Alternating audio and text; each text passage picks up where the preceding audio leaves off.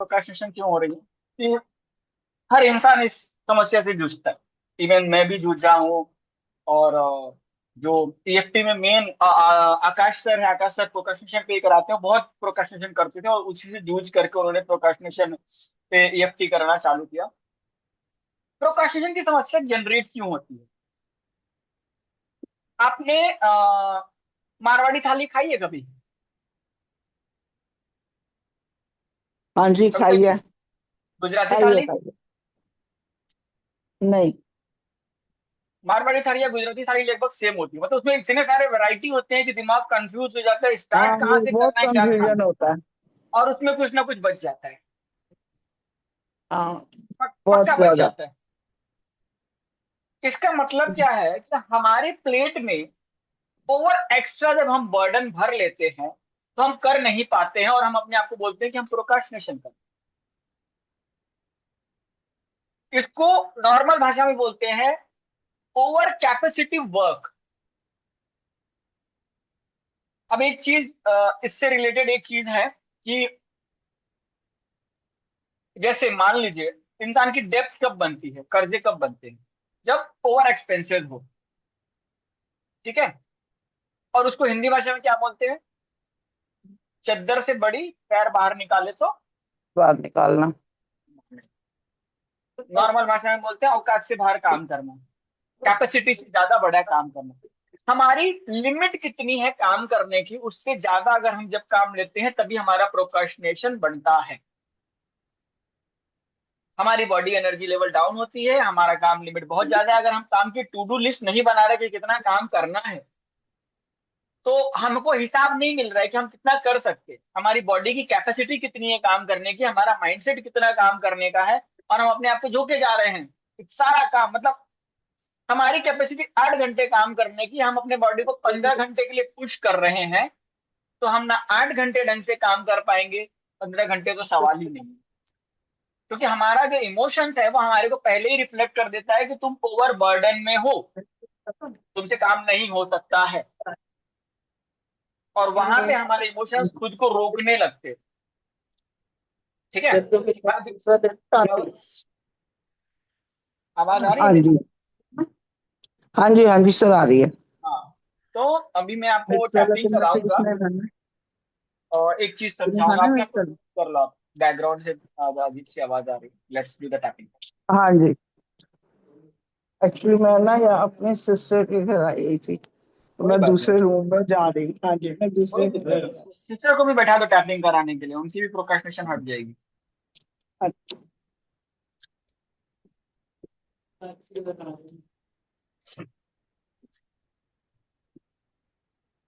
आ गई मैं लगभग। ठीक है, करवा लो। स्टार्ट। 1 2 3। हालांकि मैं रोज अपने काम में आलस दिखा रही हूँ, फिर भी मैं अपने आप से बहुत प्यार करती हूँ और अपनी बहुत रिस्पेक्ट करती हूँ। हालांकि मेरे काम अधूरे रह जा रहे हैं, जिसका मुझे बहुत अफसोस हो रहा है, फिर भी मैं अपने आप से बहुत प्यार करती हूँ, अपनी बहुत रिस्पेक्ट करती हूँ। हालांकि मुझे कभी कभी लगता है कि ये आलस मेरे लिए बहुत नुकसानदायक है, फिर भी मैं अपने आप से बहुत प्यार करती हूँ और अपनी बहुत रिस्पेक्ट करती हूँ। Go to the eyebrow point. शाम के टाइम जब मैं सोने जाता हूँ तो एवरी डे की एनालिसिस में मैं पाता हूँ कि मैंने बहुत सारे काम नहीं किए। और उसके बाद मैं अपने आप को एक बहुत ही खूबसूरत सा टैग देता हूँ कि मैं प्रोक्रास्टिनेशन करता हूँ।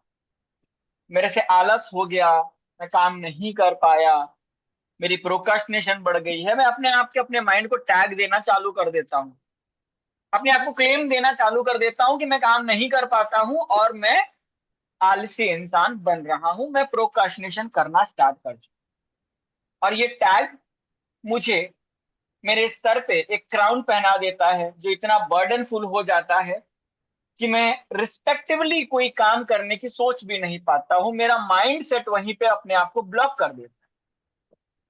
अब मुझे ये नहीं समझ में आ रहा है कि मैं काम कर क्यों नहीं पा रहा हूँ। टैग तो मैं दे देता हूँ, इंसान अपने आप को मानना कुछ भी मान सकता है, कैसे भी मान सकता है, बट रियली ये टैग आया क्यों मेरे ऊपर? अगर मैं इसकी प्रॉपर एनालिसिस करूं तो मुझे समझ में आएगा कि मेरा प्रोक्रास्टिनेशन हो क्यों रहा। सबसे पहले तो मुझे समझना पड़ेगा कि मेरी फिजिकल एनर्जी कितनी है किसी भी काम को कंप्लीट करने की। क्या मेरी फिजिकल बॉडी उतना मेरे काम को करने का साथ देती है? अगर हाँ, तो शायद मेरे इमोशंस बैलेंस नहीं है। मेरे इमोशंस बैलेंस क्यों नहीं है? क्योंकि मेरे इमोशंस मेरे फिजिकल बॉडी को उतना फिट नहीं मानते हैं कि मैं सारे काम करूं। अगर मेरे इमोशंस भी बैलेंस है तो मेरी मेंटल बॉडी मुझे बार बार काम करने से रोक दे रही है। ये तीनों प्रॉब्लम्स की वजह से मेरे साथ प्रॉब्लम है। आज से मैं अगर अपनी प्रोक्रास्टिनेशन हटाने पे काम करूं तो मैं सबसे पहले ये डिफाइन करूंगी कि मैं सुबह से शाम तक काम क्या क्या करती हूँ और कितने घंटे काम करती। आज से मैं एक लिस्ट बनाऊंगी कि मुझे करना क्या क्या है और करती क्या क्या। दो लिस्ट रहेगी, एक जगह पे मैं लिखूंगी कि मुझे करना क्या क्या है और मैं कंप्लीट कितना किया। इससे मैं मेरी एनालिसिस करके पता लगा पाऊंगी कि मेरी क्षमता कितनी है, मेरे काम करने की कैपेसिटी कितनी है।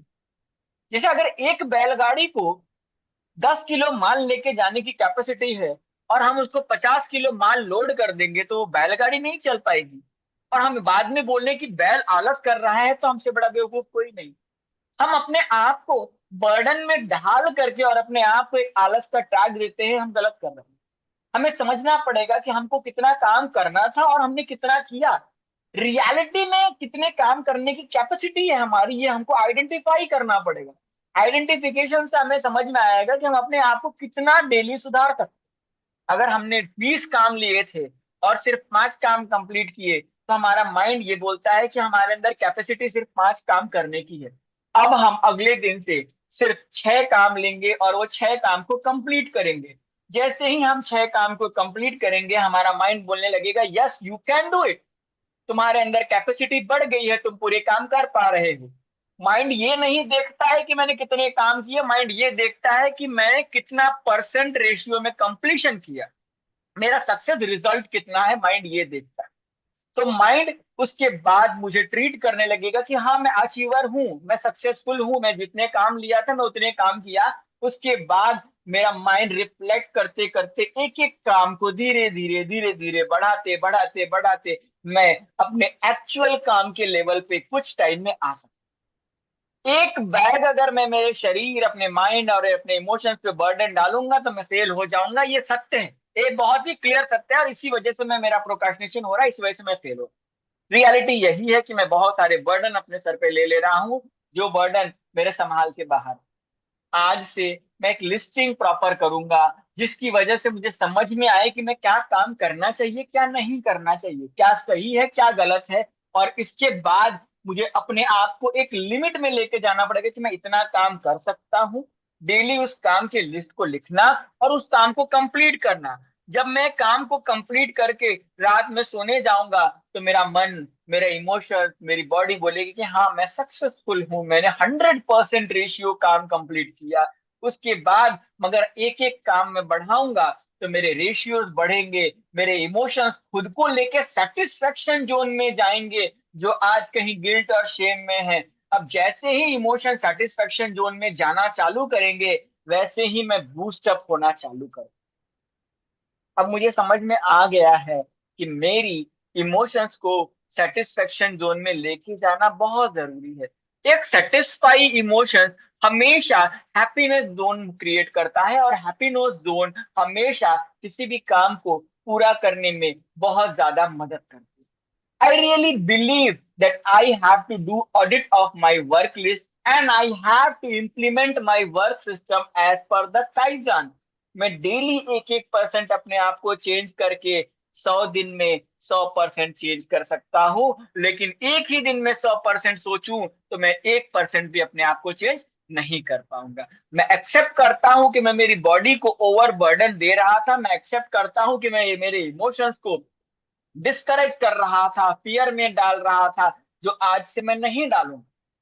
अब से मैं बिलीव करता हूं कि मैं करेजियस इंसान हूं। अगर मुझसे 5 काम हो सकते हैं तो मैं 5 काम कंप्लीट करूंगा।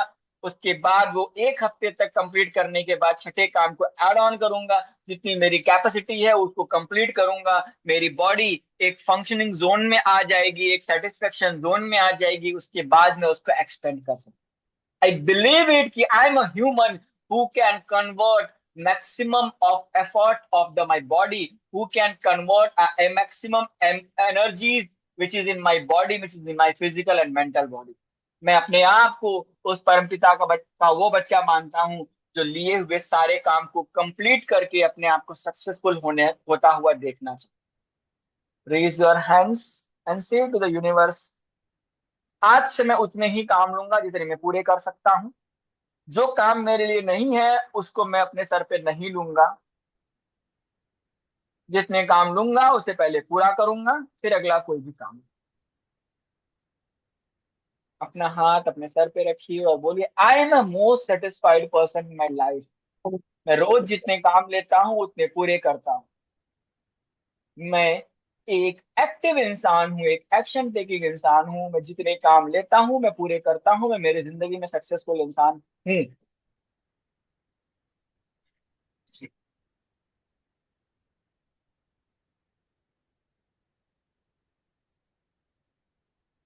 So today we are going to do a beautiful song which represent the opening of life. Maybe song is engaged. Yeah. Yes, it is engaged. Let's इसको ध्यान से सुनिएगा और फील करिएगा। It is a feeling song.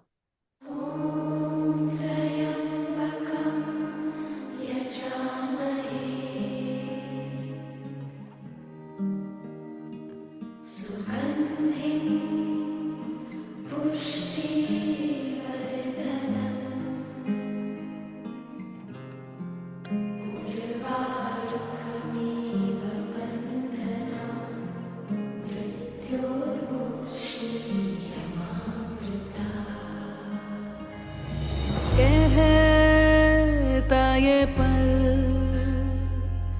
खुद से निकल, जीते हैं चल, जीते हैं चल, जीते हैं चल।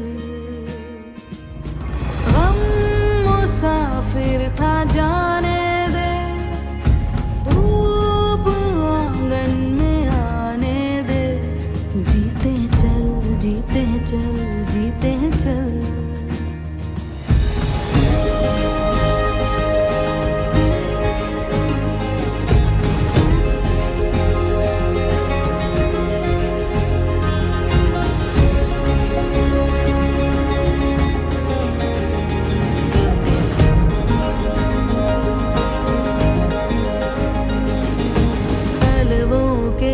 नीचे है ठंडी सी एक धरती, कहती है आजा दौड़ेंगे। यादों के बक्सों में जिंदा सी खुशबू है, कहती है सब पीछे छोड़ेंगे। उंगलियों से कल की रेत बहने दे, आज और अभी में खुद को रहने दे।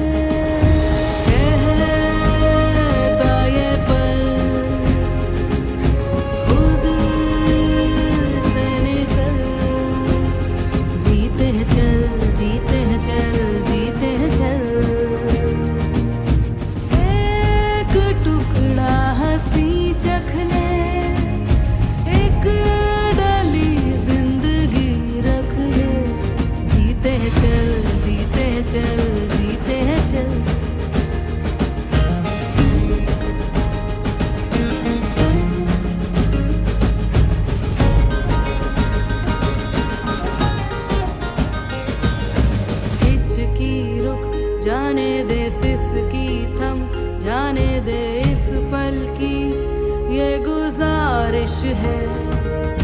मरना क्यों, जी लेना बूंदों को, पी लेना तेरे ही सपनों की बारिश है। पानियों को रास्ते तू बनाने दे, रोशनी के पीछे खुद को जाने दे।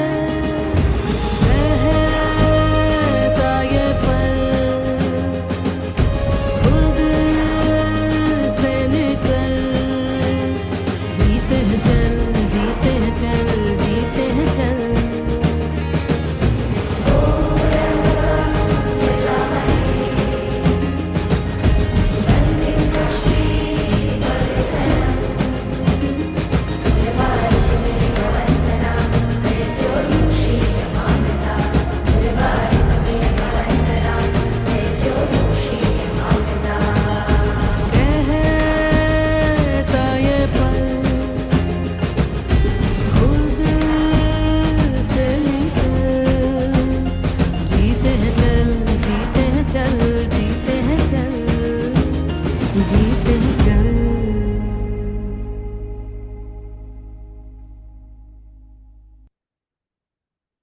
सो कविता जी,